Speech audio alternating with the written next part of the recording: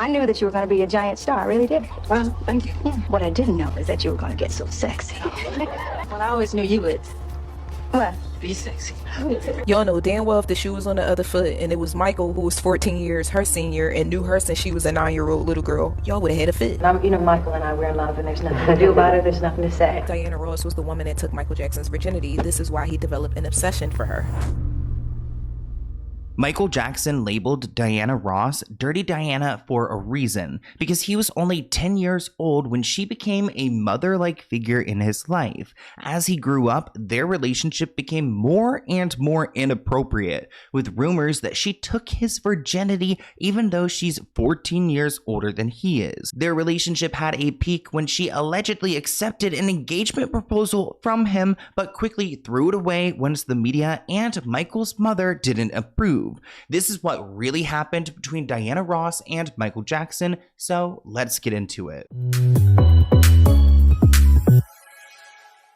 On this channel, I cover a variety of news, some new, some old, and today I want to take you guys back to the idea of Diana Ross allegedly, potentially, grooming Michael Jackson. It's an allegation that's been going on for quite some time, and I wasn't familiar with this story until I did a deep dive, and it explains a lot. There are countless stories out there where there is a female as the predator, and I do think that this story involves a woman who did act upon grooming a child like Michael Jackson, someone who was so vulnerable in the industry, and I feel like his adulthood, his ending, it all really makes sense when you understand how much trauma he has been through. Diana Ross, 14 years older than Michael Jackson, was known as the love in his life. She was his mother, his lover, his friend. She was the love that always escaped him. He met her in 1969 when the Jackson 5 signed to Motown. The founder, Barry Gordon, was interested in the Jackson 5, and he also had an interesting relationship with Diana. Diana actually had an affair with Barry, and they ended up having a daughter together. So according to these reports, Diana Ross was all over Motown. Now, when Michael Jackson was only like 10, 11 years old, he actually ended up moving in with Diana in 1969. He had lived with her for about a year until his family moved permanently from Gary, Indiana to Encino, California. He called Diana Mama and his girlfriend. Catherine, who's actually Michael's mother, wrote in her book that Diana would be called Mama by Michael Jackson. It was like his term for calling her mom without actually calling her mom. Michael's mom also wrote in her book that when Diana Ross was named to play Dorothy, Michael had further incentive to land a role in that movie. He had been in love with her ever since he and his brothers had been her house guests. Mike would even joke to his sisters LaToya and Janet, quote,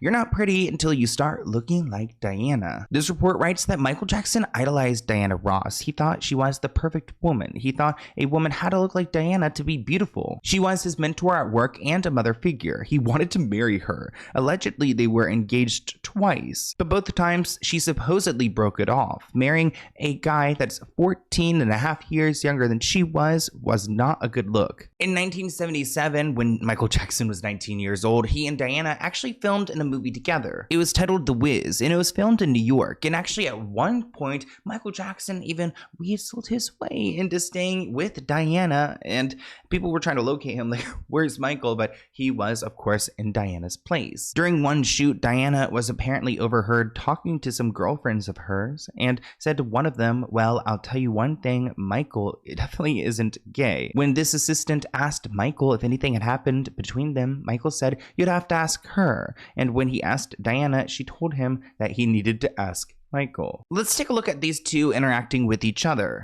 I knew that you were going to be a giant star. I really did. Well, thank you. Yeah. But I didn't know. What I didn't know is that you were going to get so sexy.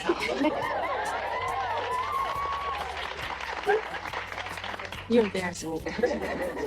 Well, I always knew you would What? be sexy. Do you guys think she's sexy?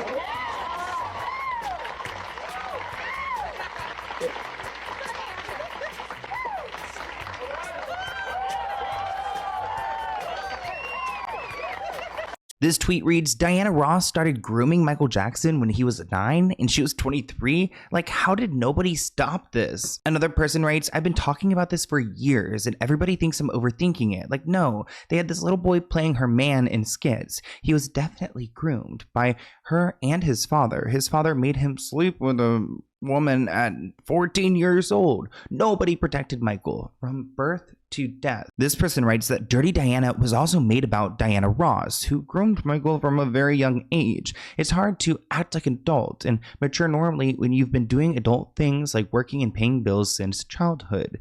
He also died owning half of Sony Publishing. Let's talk about his song DD, Dirty Diana, because I actually love that song until I learned what it was about. So Diana was the love of his life, and after she promised to marry him, he thought his dream was finally coming true. She agreed to marry him in the mid-80s, accepting his ring. You actually see it on her finger at the Motown 25th show and the AMA of '84. That was also one of the only moments we really saw Diana kiss Michael on the mouth publicly. Some speculate that Dirty Diana, I'm not calling her Dirty Diana.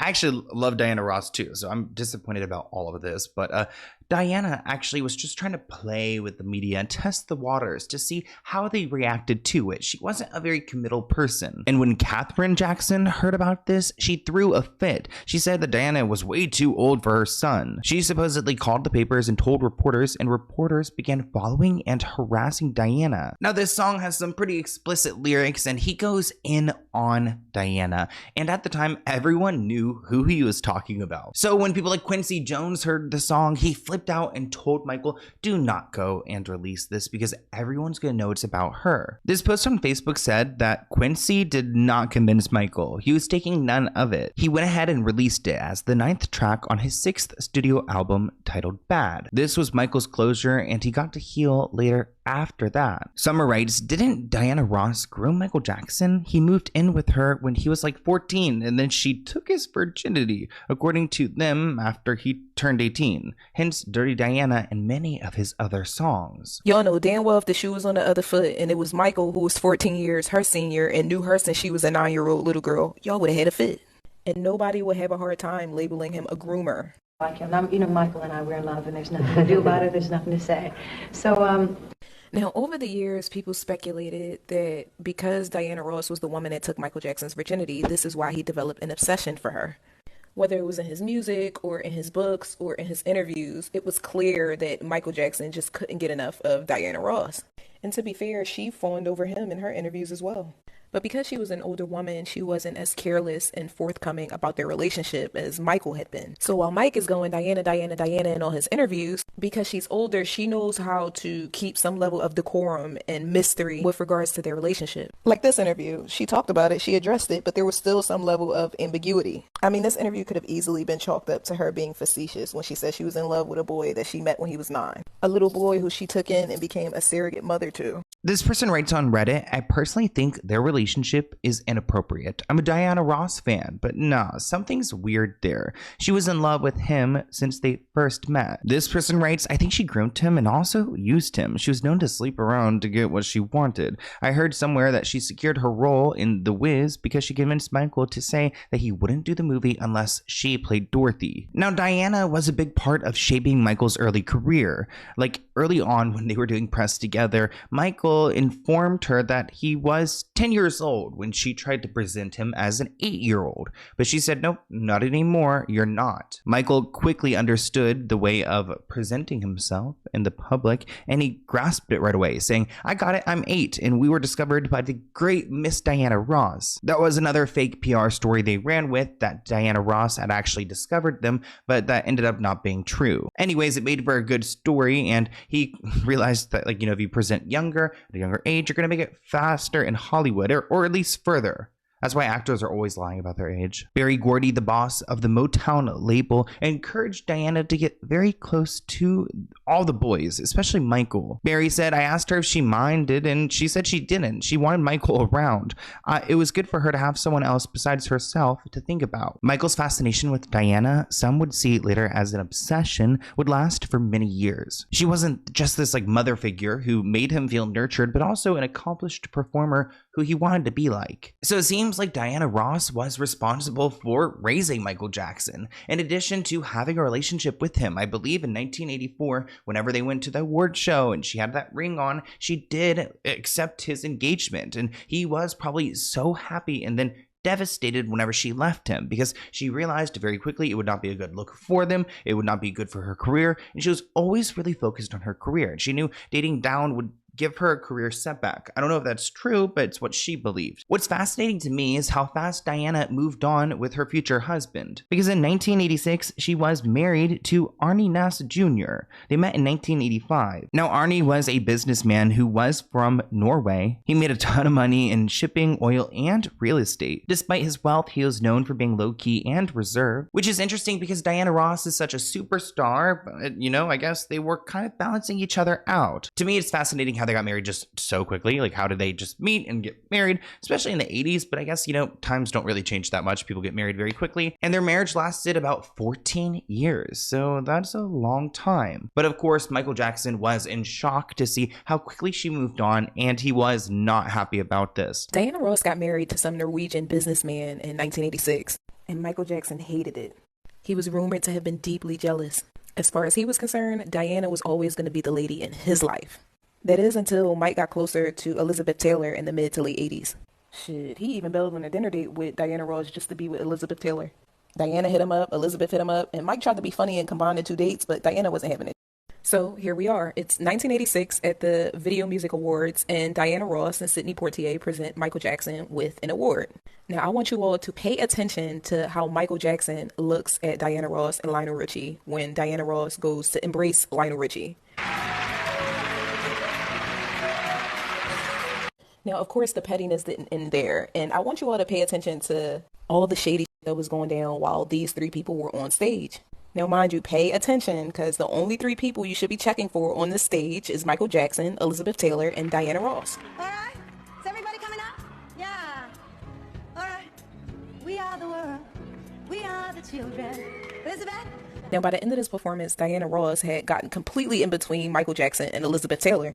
Her messy and married catty ass just had to break this shit up because she just didn't like what she was seeing. Now, that's all we could find when it comes to Diana Ross potentially having an inappropriate relationship with Michael Jackson.